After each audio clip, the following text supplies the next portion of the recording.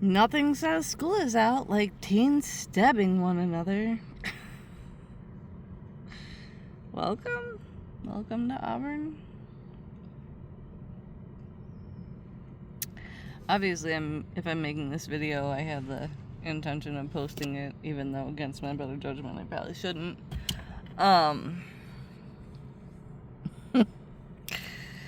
The past 2 weeks have been obnoxious. And the soul exhaustion is like so real. It's so real. 2 weeks ago, Sunday, I went to... Well, I posted pictures of it actually. I ended up in Newark at the community center. But when I went to Newark, I also stopped at their Walmart. Because, like, I don't know who doesn't love a different Walmart, right? And when I was walking around, kind of searching the clearance area, there was this little boy in a cart just screaming, "I want my daddy!" And I was like, holy cow. And just on repeat, just screaming, crying. Probably 3 or 4 years old. And it really punched me in the gut because, you know, the last guy I dated decided to impregnate a teenager and then put himself in prison. And I just can't imagine what that's like for a toddler to just have someone like ripped from their life. And, you know, worse is that it was like,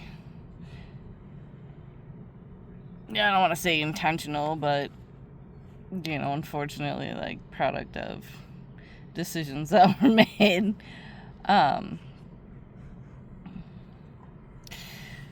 But, like, every single day for the past 2 weeks, Spirit has just been showing me, like, this is it, Jill, this is the garbage. This is the garbage that we're allowing, right?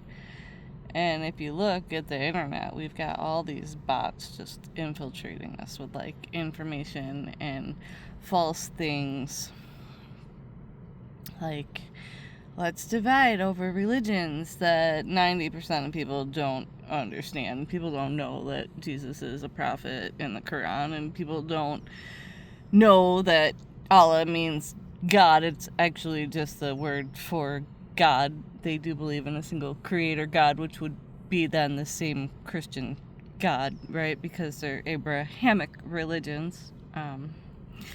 So then you've got people just posting all these ignorant things about, like, Mandani and Trump, and then you gotta fight over the race things. And see, this is why we can't come together and have an actual revolution, which is why everything is gonna stay unmanageable and expensive, okay? But the problem is that the more expensive things get and the more people are plunged into poverty, then the more you get this poverty consciousness. And poverty consciousness is real, and it's dangerous because, number one, it's rooted in ignorance, right? And then it compounds with hate. But then it's like the self-loathing, and that's where you get the drug use, right? But it's also where you get like, oh, now I'm going to sell myself, or I'm going to sell my kids or my grandkids for money. And this week that really came into my awareness when I met a young girl who had been selling herself because she was living on the streets. And that was nothing new to her because the grandparents and the aunts had been pimping her for years. They would just drug her or get her drunk when she was young, and then they would sell her to people for money. This is where we are as a society, friends. Okay? So today, I went to the store, and this woman and her partner, or whoever the guy was that was driving their minivan, drove by me. And the woman in the passenger seat turned around and told the kid in the back seat, just shut the F up. And her window was down, so I threw out that was awesome. And she asked me if I had a problem, and I said yes, and then she told me to go F myself, which was surprising because she didn't actually double back and get out of the van because everybody wants to be the hero in their ignorance, right? So these are the kids that we're raising, and then so can we be surprised that they would be like stabbing one another? No, right? No. No. So this is hysterical too. So then we have to play these games, right? Everybody wants to play the nonprofit game, and there's a reason that I don't want to be a nonprofit. There's a reason that I would rather be self-funded, and that I have waited, or that I have asked and asked and asked people who could have helped me, who just decided that wasn't something we do, because we're rooted in this ignorance that we can't give like $5 unless we get a tax write-off. But you don't get a tax write-off on your $5 worth of coffee every day. There's 26,000 people in this town. Out of the 70,000 people in this county, if 15,000 people gave $5, that's $75,000 to your favorite nonprofit. Pull out a 20 right now. That's 4 $5 bills. If everyone did that and donated just $5 to 4 nonprofits, that's $75,000 to every nonprofit. That's $300,000, friends. But we don't care, right? We don't care. We don't do that because we've been told that there's rules we have to follow. Well, those same rules are the same rules that told you that you couldn't have a daycare in the center of your town in a county in a daycare crisis. But we just won't wake the F up because we want to play the games because we like the government. And then everybody wants to go, but it's a Democrat problem and it's a Republican problem. No, it's a we're effing dumb problem. And I'm so exhausted with it. So today, I went to the pool, and to be honest with you, thank God for the pool, okay? I am so grateful to everyone that helped to make that happen, because I counted 60 people when I was there. It was about 2:15, and the pool didn't even look jammed up. It didn't even look like there was hardly anybody in it, but when I counted heads, I was really surprised. And so, of course, I thanked the lifeguards for coming in, and I checked out the bathrooms, which needs a curtain over, like, especially on the women's side where the showers are, because even though the showers don't work, it'd be nice to have a place to change little kids. But anyways, just a suggestion. But it is a resource, and it was necessary. But anyways, these kids who run a nonprofit, they're not kids, they're my age, they may be older than me. Anyways, they played the game, they got a partner. I don't have a partner to help me, by the way, so anything that most still is self-funding has just been like of my own stupidity apparently. But anyways, they were like, well, we've been talking to the Allen Foundation. And I kind of giggled and I said, oh, how's that going? And they were like, well, we got our, application advanced. And I was like, oh, so you're at the second round of nonsense? Because these are the games that we have to play. Anytime someone says, oh, I want to help the kids, we don't do that. But if you throw out a GoFundMe for the alcoholic bartender, all of a sudden we're at $100,000. Or somebody throws out a GoFundMe, I don't know. I'm just like, I'm so beside myself with the fact that we help all of these things like individually, but when it comes to supporting our kids, especially in like the entire community, we don't do that. Or maybe we do, but it's people with these mental health degrees going, well, aren't you tired of dealing with your kids? I am so floored by that. Like, I'm beside myself with that ad. I just don't understand, because these are supposed to be people that are supposed to understand mental health, that are supposed to understand that if we want to build a stronger society of parents who can deal with their children, that we need to give them the tools and the resources to do that.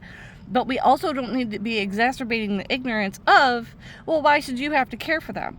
But that is also a cyclical game, because that goes right back to like thinking that we have to send our kids to government-funded education programs at 2 and 3 years old. It's why we have a wait list for every single therapy, speech therapy, occupational therapy in, every county in New York State.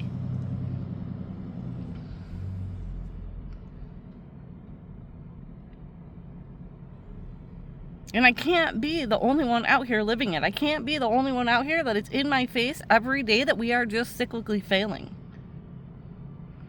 Because it's just getting exponentially worse. We're being exponentially dumbed down, and it has fast-tracked since like 2020.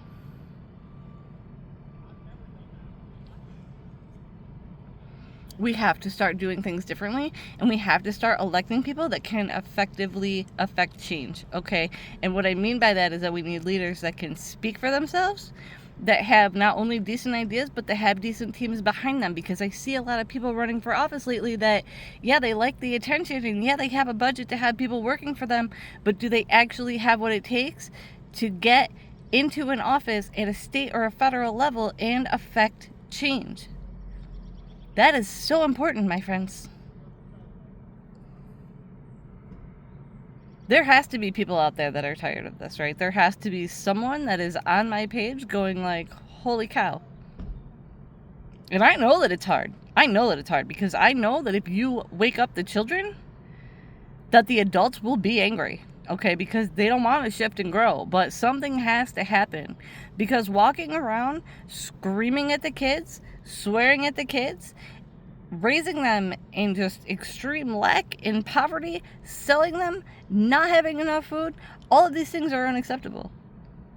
And it is compounding right now, in this very moment.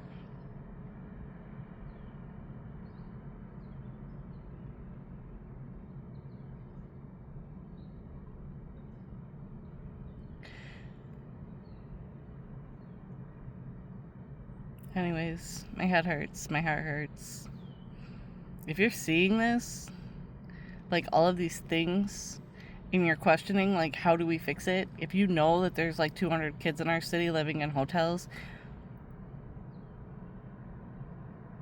and you're not asking yourself, like, how do we fix it? Or is it our problem? That it's a problem. It's a problem. But I would really love to have open conversation because I post things like this and nobody even has the gall to say a word. And then they want to blame it on whatever leadership is running the city. And that doesn't make sense to me either. Because individually, it's all of us. It is every single one of us collectively allowing us to plunge into ignorance and chaos. And all we seem to do is fight about it on the internet and then turn a blind eye. I don't understand anymore.